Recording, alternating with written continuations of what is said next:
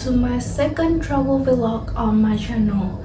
For those of you who don't know me, my name is Nhật Thu and currently I'm a junior at Saigon University.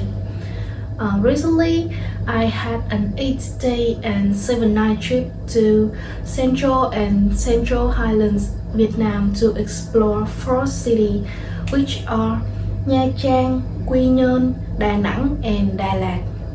Today in this travel vlog, I would like to share with you guys about my exciting field trip. Let's go! As I introduced from the beginning, we will have 4 provinces to explore. First, we will depart from Ho Chi Minh City and move to Nha Trang City.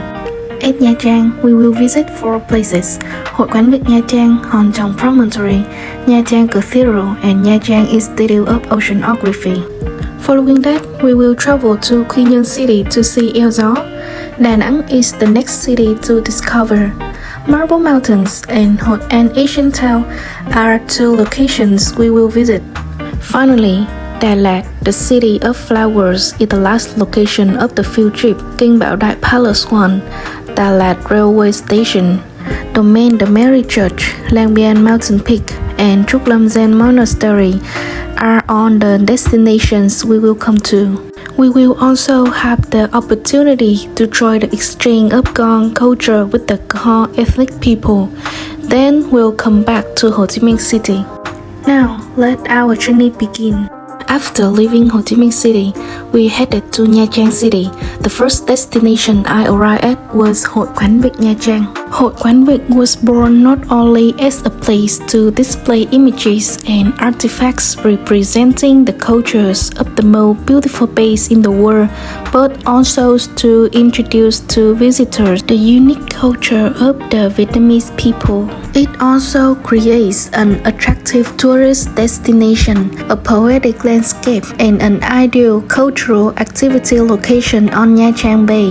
We had the opportunity to enjoy a performance of a traditional musical instrument here.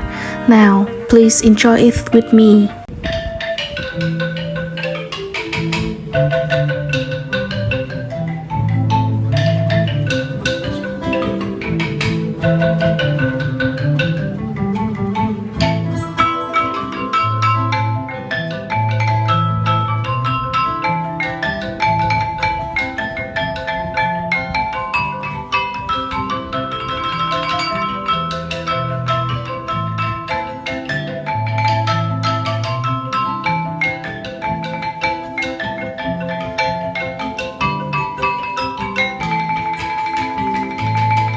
Looking down from Hội Quán Việt, you can admire the panoramic view of Hòn Tròng Promontory, located about 4 kilometers northeast from Nha Trang city center, right at the foot of La San Hill. Hòn Tròng has a huge area of rocks with a variety of unique forms lying on the coast. Hòn Tròng Promontory is made up of 2 clusters of rock. The bigger one is Hòn Tròng, meaning husband in Vietnamese, and it has an interesting huge 5-finger hand lodged in a boulder. The other smaller cluster of rocks facing the ocean is Hòn Vợ, meaning wife in Vietnamese. When visiting Hòn Tròng Promontory, the exotic appearance and mysterious layout of rocks will surely make you gasp. Our next destination in Nha Trang was Christ the King Cathedral, also called Nha Trang Cathedral. Nha Trang Cathedral is located atop Bông Hill, which overlooks Nha Trang train station. It is also the largest church in the city. This church was built based on Gothic architecture and brought the uniqueness of French style. The main materials used to build it are reinforced concrete and split rock.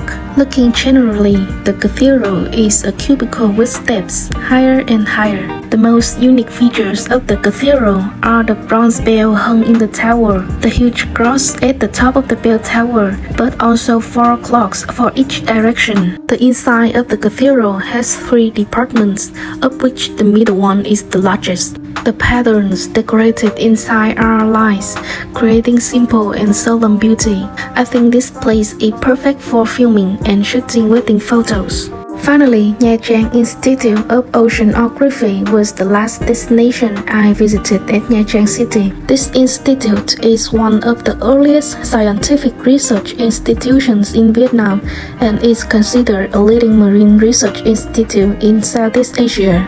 It presently stores and preserves over 25,000 specimens of more than 5,000 types of marine species. When you come to Nha Trang Oceanographic Institute, you may have the feeling that you are taking a tour underneath the ocean, where you can observe thousands of diverse organisms. Visiting the Oceanographic Institute, I not only have a chance to enjoy the unique marine species, but also gain valuable knowledge about the potential and conservation efforts of Vietnamese oceanography, as well as citizen consciousness of ocean protection. To continue the trip, I moved to Quy Nhơn, where Eo Gió is located. I believe that this place is no longer a strange destination for travelers. Eo Gió, or Strait of the Winds, is famous for its stunning arch-shaped strait, which is surrounded by cliffy mountain ranges with amazing formations. Located in the east of Phương Mai Peninsula, around 20 kilometers from Quy Nhơn City, Bình Định Province, Eo Gió is notable for its azure sea, untouched nature, majestic mountains, and clear blue sky. The amazing thing in Eo Gió is the erection of safe and beautiful handrails along the old road allows me to easily explore Eo Gió. The backdrop here is breathtaking, with huge rocky mountains of various shapes forming a curve that embraces this magnificent strait. Although it rained a little on the day we visited, it made the trip even more interesting. Say goodbye to Quy Nhơn City, I moved to Da Nang City, the most worth living city in Vietnam. Here, I visited Marble Mountains, which means Ngũ Hành Sơn in Vietnamese. Marble Mountains in Da Nang is a group of 5 limestone mountains. Each mountain was named after one of the 5 elements of Eastern philosophy: metal, wood, water, fire, and earth, or Kim, Mộc, Thủy, Hỏa, Thổ in Vietnamese. This destination is not only a tourist attraction, but also a Buddha worship site. While climbing up Water Mountain, I had a chance to visit Linh Ứng Pagoda, the pagoda with more than 200 years of history, and Tam Thai Pagoda, an ancient pagoda built in the 17th century under the Le Dynasty. Yet, I was strongly impressed by Huyền Không Cave. Huyền Không Cave is one of the most magnificent and largest caves in Marble Mountains. One of the highlights of the cave is the Shakyamuni Buddha statue on the opposite side of the entrance. This 3-meter high statue was made in 1960 by artist Nguyễn Nhật, who was a skilled craftsman in Non Nước stone carving village. Huyền Không Cave has also served as an army station several times, providing strategic benefits during hostilities. The next morning, we had a small tour at the Royal Lotus Hotel Da Nang. The Royal Lotus Hotel in Da Nang City is a luxurious destination that offers a remarkable stay in Vietnam. With its exquisite design and top-notch amenities, it stands out as a premier choice for travelers. In my opinion, one outstanding feature of the hotel is its stunning panoramic views of the city and the Han River, providing guests with a picturesque backdrop. The hotel combines contemporary design with Vietnamese cultural elements, offering a comfortable and elegant stay. We also had a chance to attend a discussion with the hotel management board later on. The next destination was Hội An Asian Town, and this was also the place I wanted to visit the most on the trip. Hội An Asian Town is a UNESCO World Heritage Site located in Quảng Nam Province, Vietnam. It is renowned for its well-preserved architecture, traditional wooden buildings, and a unique blend of different architectural styles. When coming to Hội An, you cannot miss Thực An Asian House, a captivating historical gem nestled within Hội An Asian Town. With its distinct architectural style and intricate craftsmanship, the house offers a glimpse into the rich history and traditions of the region. The house is divided into different sections, each serving a specific purpose. The central courtyard, surrounded by living quarters, symbolized the harmonious relationship between nature and human life. The ancestral altar, placed in a prominent position, pays homage to the ancestor and serves as a place for prayer and reflection. For me, the outstanding feature of the ancient house lies in its collection of antiques and artifacts. These treasures provide valuable insights into the daily life and customs of the past. Cantonese Assembly Hall is also a must-visit relic in Hội An ancient town. Cantonese Assembly Hall is located in the heart of Hội An ancient town. Built by the Cantonese community in the late 19th century, it used to be a place of meeting, exchange, and gathering of the Chinese. Initially, the Cantonese Assembly Hall was adopted to worship Ngũ goddess, Thiên Hậu Thánh Mẫu, and Confucius. However, since 1911, it has been transformed into honoring Guan Yu and respectable characters in history. One of the things that I find most interesting about the hall is its construction. Most of the parts of the hall were made in China, transported by boats, and fully assembled in Hội An. Finally, the final province that we explored in this field trip was Đà Lạt, a city of mist. The first place we visited was King Bảo Đại Palace 1. King Bảo Đại Palace 1 was once the living place of King Bảo Đại, the last king of the Nguyễn Dynasty, the last monarchy of Vietnam. This palace used to be a villa of a French millionaire who was also an official. It was built before 1940s in the middle of the pine tree forest. After that, King Bảo Đại bought it in August 1949 and renewed it. Since then, it has become a general headquarters and an office for his subordinate officers. From 1956, this place was used exclusively for Ngô Đình Diệm, President of the Republic of Vietnam government. He built many military works, such as the helipad, escape tunnel, and workplaces for his subordinate officers, especially the secret tunnel, which were designed from the upper floor of the palace, had steps down to the working room, and the living room on the ground floor came to the backyard helipad and was used as an exit for Ngô Đình Diệm. After 1975, the place became a guest house of the new government and was assigned to some businesses for tourism purposes. Đà Lạt Railway Station was the next destination. Đà Lạt Railway Station, located in the picturesque city of Đà Lạt in the Central Highlands of Vietnam, is a charming and historic train station. It was constructed during the French colonial period in the early 20th century. The station served as a transportation hub for the city and played a crucial role in connecting Đà Lạt to the rest of Vietnam. Currently, the railway itself is no longer operational, but Đà Lạt Railway Station remains a popular tourist attraction, drawing visitors with its historical significance, architectural beauty, and the surrounding scenic landscapes. Leaving Đà Lạt Railway Station, we continue to move to Domaine de Mary Church. The church is known for its unique blend of France and Vietnam's Central Highlands architecture. The most unique point of this church is that its roofs have their origin from the design of nhà rông, a typical type of stilt house in Central Highlands, Vietnam. Behind the church is the tomb of Suzanne Humbert. She contributed significantly to the church construction process. Her tomb is located behind the church lobby, situated in a spacious site with many flowers as her last wish. To continue the field trip, our next destination was Lang Biang Mountain Peak. Lang Biang Mountain is one of the popular tourist attractions in Đà Lạt.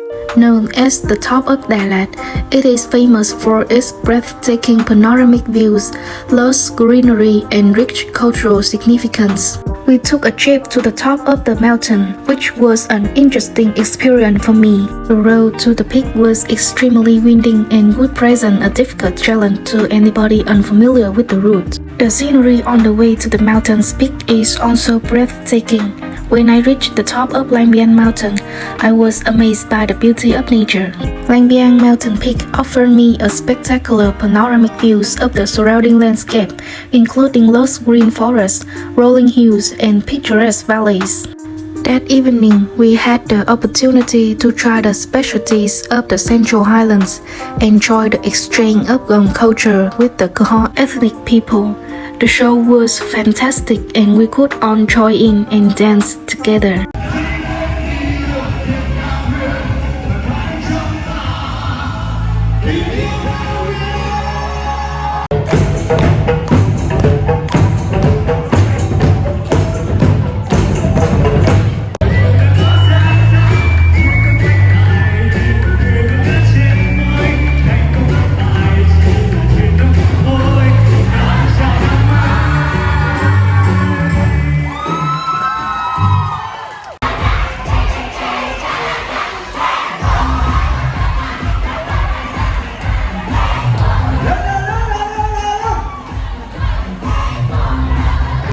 Finally, the last destination of my field trip was Truklam Zen Monastery, Đà Lạt.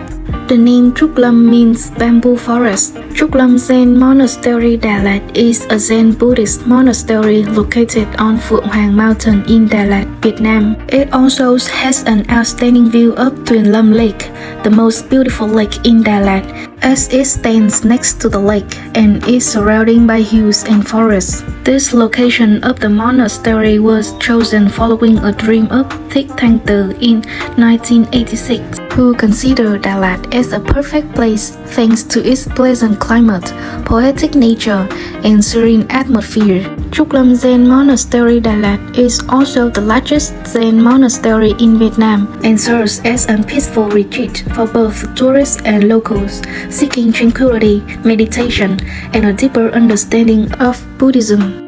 When I came here, I could find my inner peace, serenity, and a deeper connection with myself and the world around me. During the field trip, I had a quick interview with some tourists to ask about how they feel about Vietnam and Vietnamese people as well. I'm Julia from Russia. And I'm Max from Russia too. People are great. It's our first time in Vietnam, so maybe the weather is more important of these things. But yeah, and also people and food is nice, It's very for, nice. for us. Not yet. It's our first day, so we have to try a lot of new food and stuff. So. Yes, Yes, sure, of course, yeah. very much. Oh, you're so nice and smiley and very, very nice to us. Thank you. That's all my question. Thank you. Thank you very much. My field trip in Central and Central Highlands, Vietnam has come to an end, and I have returned to Ho Chi Minh City. I am really grateful to my lecturer, the tour guides, and most importantly, my school for providing me with this wonderful opportunity to have this memorable trip. I had a great time with my friends. I was also able to explore the culture of the Central and Central Highlands regions, and the people there are really lovely and welcoming. This field trip will live on in my recollection for the rest of my life. And thank you for watching. Bye bye!